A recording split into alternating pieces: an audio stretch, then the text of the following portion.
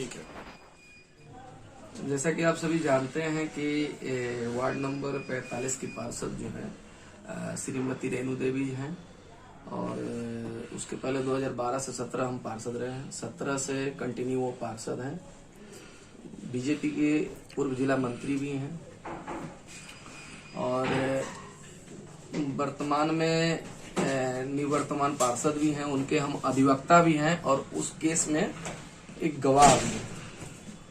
Actually में matter ये है कि एक आपको जहाँ तक जानकारी होनी चाहिए कि 2018 में एक दुर्व्यवहार को लेकर केस दर्ज हुआ था। आरा नवादा थाना कांड संख्या 454/18। वो केस जो है अभी कोर्ट में चल रहा है।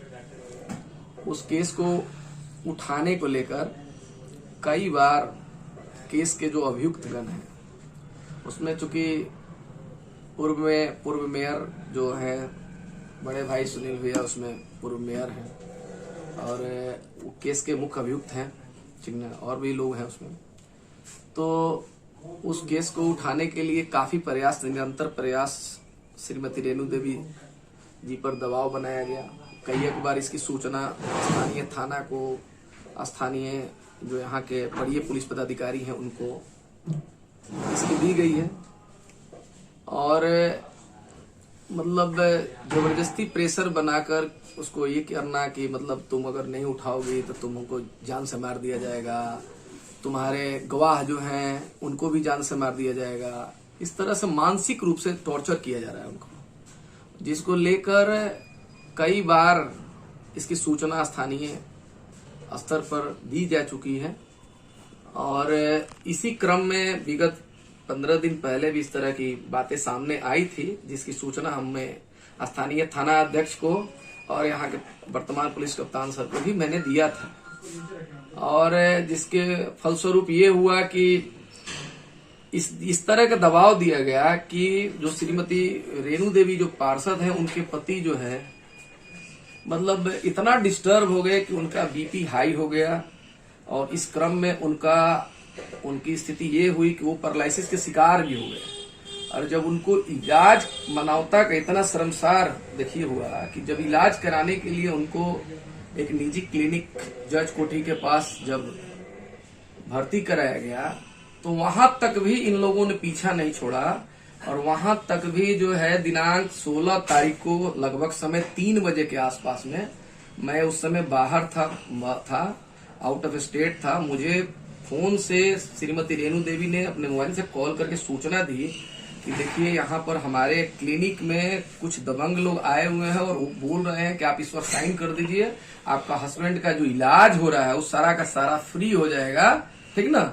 जबकि वहाँ का इलाज का सारा पैसा, सब चीज जो है वहाँ के जो डॉक्टर साहब हैं उनसे लगातार मेरी बातें होती थी। ऐसा किसी प्रकार का कोई उनसे कोई लगाव नहीं था, कोई पहले से बात भी नहीं था। तो हमसे जब उन्होंने सूचना दिया तो मैं चूंकि अधिवक्ता, उनके केस जो 454/18 केस है उसमें मैं अधिवक्ता हूं, उस नाते मैंने उनको सलाह दिया कि आप एक काम करिए, कोई अगर पढ़े लिखे व्यक्ति वहां पर है तो उनसे आप पढ़वाइए उस चीज को, ठीक ना। तो उन्होंने वहां पर उनके जो एक रिलेटिव थे उनसे उन्होंने पढ़वाया उस पेपर को। पढ़वाने के बाद में पाया गया कि उस 454/18 के जो अभियुक्त हैं और उनका जो केस जो है उठाने की बात है और उसी दिन केस का डेट भी था कोर्ट में। कौन अभियुक्त है? बिहार न्यायालय में एक कोर्ट में SC/ST जो कोर्ट है उसमें उस दिन 16 तारीख को डेट भी था। अभियुक्त कौन है? इस मामले को लेकर वीडियो जो वायरल किया गया है उसमें मतलब क्या वही वीडियो है जो रेणु देवी? हाँ, एक्चुअली में देखिए क्या हुआ कि जब हम कोलकाता से वापस आए तो हमने सबसे पहले जब हम गए हम कोर्ट में गए तो उसके लिए चूंकि केस में भी उसको ये करना था और चूंकि माननीय जो पार्षद है महिला है तो थाने में उन्होंने एक आवेदन भी ये दिया है, आप देख सकते हैं, पढ़ सकते हैं ये सारे। ये आवेदन भी स्थानीय थाना अध्यक्ष को मिलकर दी थी। चूंकि हम अधिवक्ता हैं तो हम भी उनके साथ थे, ठीक ना।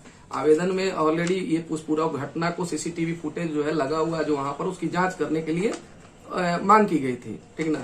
जिसमें कल एक्चुअली में उन्होंने जो ये मामला जो अपने पास रजिस्टर्ड किया है उस को लेकर जो उमेश प्रसाद जी जो वहाँ के जो इंचार्ज जो हैं वो हमको फोन किए थे कि आप आइए, तो हम लोग गए थे। वहां पर गए तो पाए कि वहां पर जो डॉक्टर साहब ने सीसीटीवी फुटेज दिया था उनके समक्ष ही लिया था।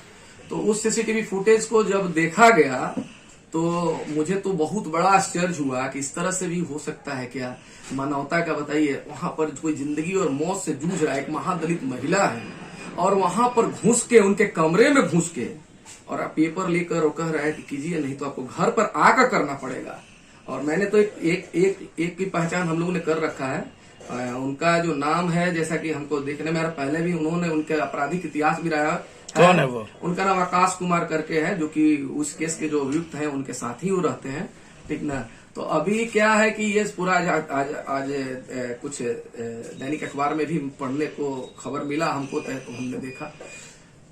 कहने का मतलब है, इस पूरे प्रकरण की जांच होनी चाहिए, जो सीसीटीवी फुटेज में हो उन पर कार्रवाई होनी चाहिए, ताकि रेणु देवी जो महादलित वर्ग से आती हैं उन पर दबाव बनाकर, मतलब उनके हस्बैंड जो अभी जो जिंदगी और मौत से जूझ रहे, इस पूरे प्रकरण से उनका कहीं जान न चला जाए, उनकी समुचित इलाज होनी चाहिए, ठीक ना। हम जिला प्रशासन से इसकी मांग कर रहे हैं, और ये हम माननीय मुख्यमंत्री जी से कहेंगे कि इस तरीका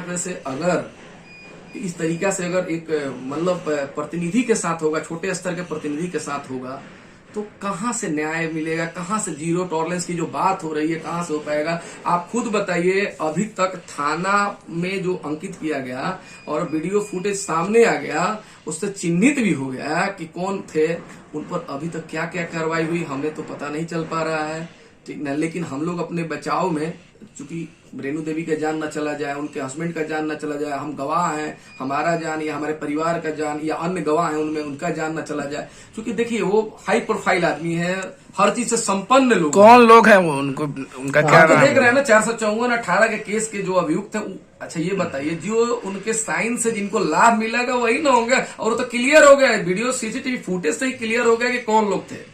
हम तो बस इतना ही कहेंगे, हम मतलब चाहते हैं यहाँ के जो जिला प्रशासन है उनसे मेरा आग्रह होगा कि रेणु देवी और उनके पति और साथ में हम लोगों का, जो चूंकि हम अधिवक्ता भी हैं उनके और गवाह भी हैं, तो हम लोग को जान बचाया जाए।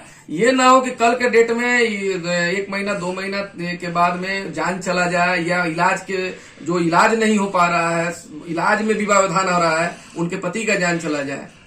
तो मेरा आग्रह होगा मतलब जिला प्रशासन से कि इसको गंभीरता से लिया जाए, क्योंकि यही छोटी छोटी उनके नजर में घटना है, बड़ी घटना हो सकती है। क्या इसे कहीं राजनीतिक रंग भी दिया जा रहा है? क्योंकि रेणु देवी पूर्व में भाजपा से जुड़ी हुई भी थी, और अभी जिनके ऊपर आरोप लगाया जा रहा है कहीं ना कहीं राजद से वो समर्थित लोग बताए जाते हैं, तो सरकार बदला है, परिश्रम बदला है, इस तरह की कोई बातें हैं क्या? देखिए मैं बता रहा हूँ, पहला चीज है कि रेणु देवी, ये सत्य है कि रेणु देवी बीजेपी के पूर्व जिला मंत्री थी, लेकिन उससे पहले ये सत्य है कि वो महादलित महिला एक है, कमजोर वर्ग से आती हैं, और ये सरकार के द्वारा बोला जाता है कमजोरों के लिए, जो माननीय नीतीश कुमार जी जो है हमारे मुख्यमंत्री हैं, वो बोलते हैं कि मतलब कमजोर तबकों के लिए सरकार है। तो सबसे पहला चीज है कि पार्टी पॉलिटिक्स से हट के हर व्यक्ति, हर छोटे प्रतिनिधि या बड़े प्रतिनिधि का दायित्व बनता है कि इस तरह का आपराधिकरण न हो, ताकि किसी का जान चला जाए। ऐसे थोड़े होता है कि क्लिनिक में सरेआम 3 बजे दोपहर में घुस के, पहले तो उसको मानसिक टॉर्चर की, एक पैरालिसिस का शिकार हो गया उनका हस्बैंड, ठीक ना, और उसके बाद में उसके खुलेआम घुस के इस तरह के कर रहे हैं, और वीडियो फुटेज सामने आने के बाद अभी तक अपराधी की गिरफ्तारी नहीं होना क्या दर्शाता है? इससे तो साफ जाहिर हो रहा है कि क्या हो रहा है। यही सब कारण से ना, ये मतलब छोटी छोटी बातों पर लोग ध्यान नहीं देता, बड़ा कांड हो जा रहा है। नहीं, एसपी साहब की तरफ से जैसे ही घटना का ये हुआ है, तो उन्होंने जैसे पुनः मुझे अंगरक्षक प्रदान किया, ऐसा कुछ नहीं है कि नहीं किया गया, क्योंकि आपको पता है कि मैं अभी वर्तमान में कई करोड़ों का घोटाला का भी उजागर किया हूं, जिसकी जांच चल रहा है, जिस जांच के घेरे में कई लोग हैं, स्थानीय यहाँ के जो जिला पदाधिकारी महोदय हैं, उनके द्वारा निगरानी को पत्र भी लिखा गया है उस पर जांच के लिए। तो अभी क्या है कि देखिए, मतलब सबसे बड़ी चीज है कि जो घटना हुई है ना, उस घटना पर ध्यान देते हुए उस पर अविलंब कार्रवाई की हम मांग करते हैं। ठीक है।